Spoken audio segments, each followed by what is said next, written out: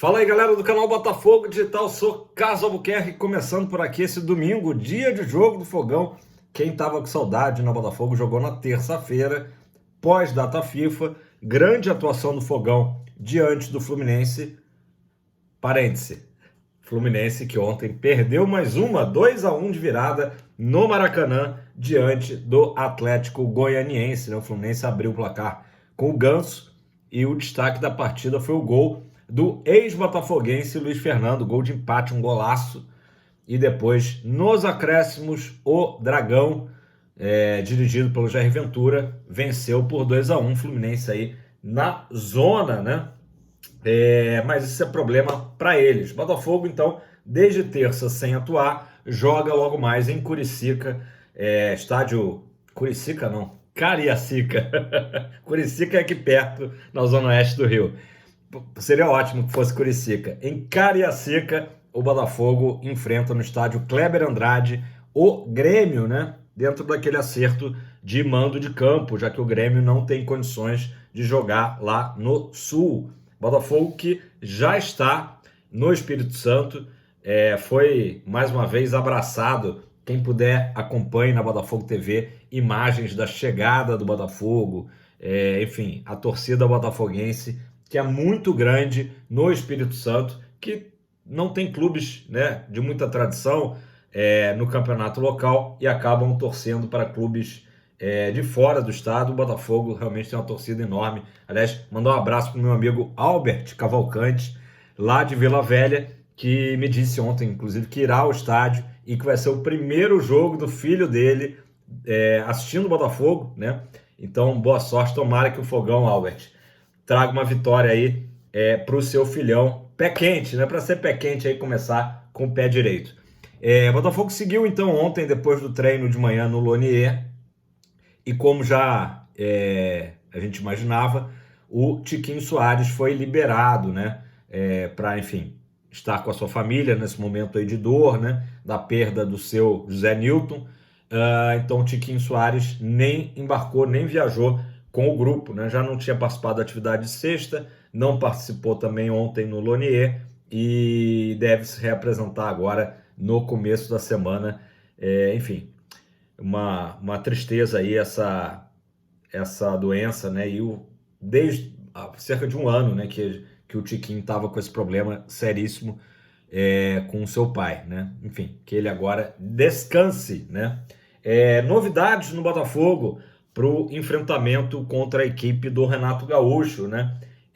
O Diego Hernandes está de volta, ele que ficou fora dos relacionados ali por problemas clínicos, né? Diante do Flu, e também o Eduardo, após longo período, aí o Eduardo está de volta, passa a ser uma opção para o técnico Arthur Jorge, além do Danilo Barbosa, que também já cumpriu suspensão automática, beleza? E lembrando que Savarino está com a Venezuela, inclusive confirmadíssimo na lista final para a Copa América da seleção venezuelana.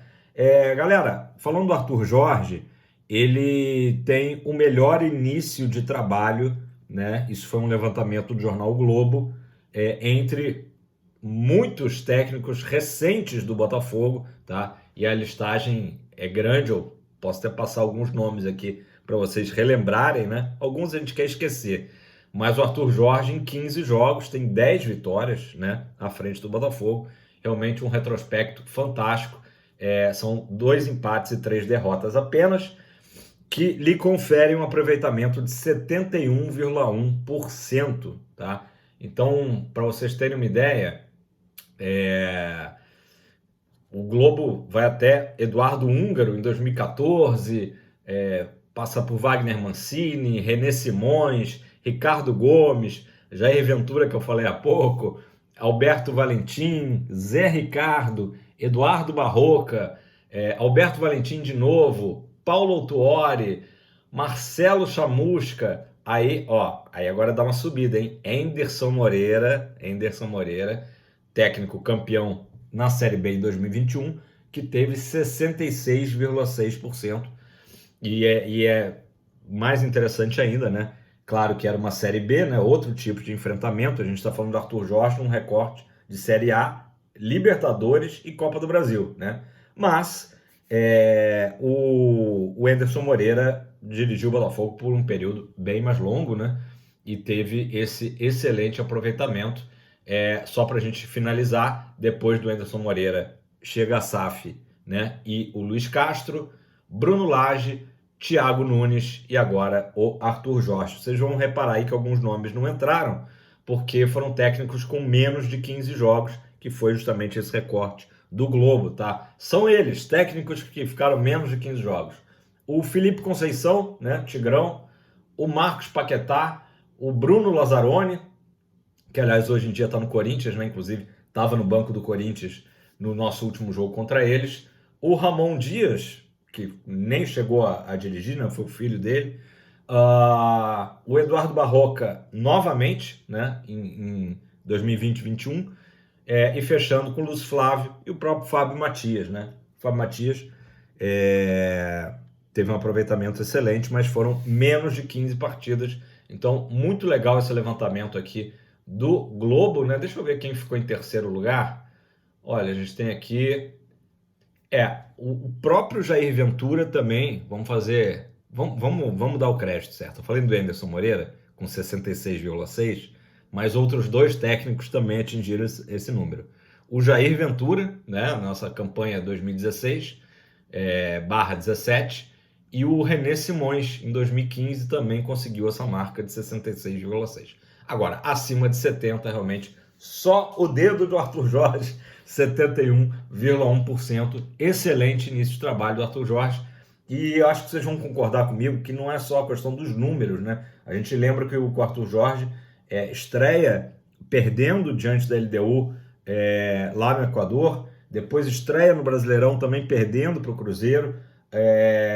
Então é mais incrível ainda a campanha dele após esses dois jogos, né? O recorte, após esses jogos só temos a derrota contra o Bahia, né? Além dos empates, acho que foi Fortaleza e quem mais? Daqui a pouco eu lembro. E também com o Júnior Barranquilla, né? Então, assim, mas o que mais impressiona no Arthur Jorge é realmente o trabalho dele, né? A recuperação de um sistema defensivo que estava totalmente desacreditado pelo torcedor, e hoje o torcedor bate no peito, né, com orgulho da sua zaga, né? Enfim, e um cara muito consciente, com não só discurso, né? Porque tivemos aí alguns técnicos recentes que o discurso era bom, mas a prática não era tão boa assim, né? Então, estamos arturizados. Galera, reforços do Botafogo, né? Todo mundo na expectativa de Igor Jesus e também do Alan. Vou passar para vocês qual é a situação, tá? Ambos os jogadores já estão no Brasil, tá? Sendo que o Igor Jesus deve chegar ao Botafogo na terça-feira 25. Aliás, a próxima semana, né? A gente começa a semana amanhã, dia 17. Na outra semana, que começa no dia 24, é a semana que a gente deve ter tanto o Igor Jesus como o Alan se apresentando no Lonier, tá? Eles vão antecipar em alguns dias, tá? Essa é o acerto ali e tal, porque eles querem, claro, quanto antes, estarem com seus novos companheiros, com seu novo treinador, né? Irem se ajustando aos métodos de trabalho, né? Além da parte física do Botafogo, né? Então a situação é essa. O contrato deles será vigente a partir de 1º de julho, tá? E podem entrar em campo a partir de 10 de julho. Isso aí pelas regras da FIFA. Então é o seguinte, Igor Jesus chegou em São Paulo, seguiu para sua cidade natal, que é Cuiabá, tá? E o Alan, como eu noticiei aqui ontem, já está no Rio de Janeiro, também mantendo a forma física, enfim. E também nos próximos 10 dias aí deve estar se apresentando ao Botafogo. Última semana de junho, vamos deixar assim, que fica mais fácil da gente entender.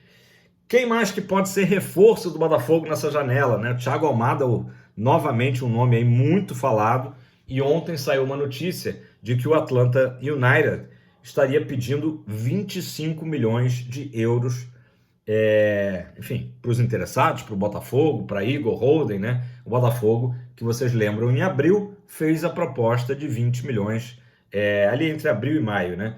20 milhões de euros pelo futebol do jovem meia argentino, né? Essa notícia saiu no Globo, mas ontem o próprio John Textor desmentiu, tá? Então, só para a gente entender aqui, né? A gente fala o que sai na imprensa, o Globo, claro, um órgão que merece o nosso respeito, e o John Textor replicou numa postagem do Instagram do Fogão.net o seguinte, tá? Essa questão é totalmente hipotética, então, sobre os 25 milhões de euros, tá?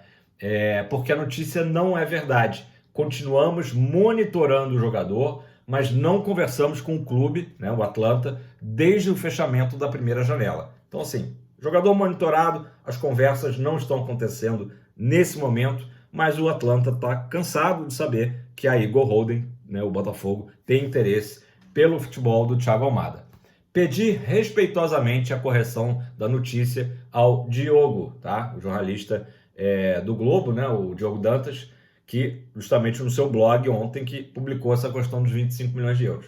E aí o Textor finaliza: bom jornalista, mas a fonte ruim. Então, esclarecido aí, porque muita gente já estava imaginando, o Botafogo desistiu do Thiago Almada porque subiu para 25 milhões, né? Então ainda está tudo meio nebuloso ali, mas o Botafogo segue com interesse pelo jogador, beleza?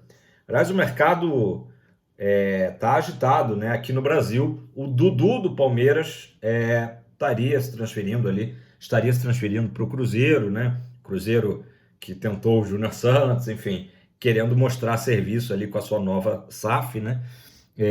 Está tentando levar o Dudu, enfim, para ganhar até mais do que ele ganha no Palmeiras, mas a coisa ali não está ainda muito certa, né? Mas mercado agitado, né? Mercado agitado. Quem tentou tirar também o Júnior Santos do Botafogo e até o próprio Tiquinho foi o Grêmio, né? Nosso adversário de logo mais.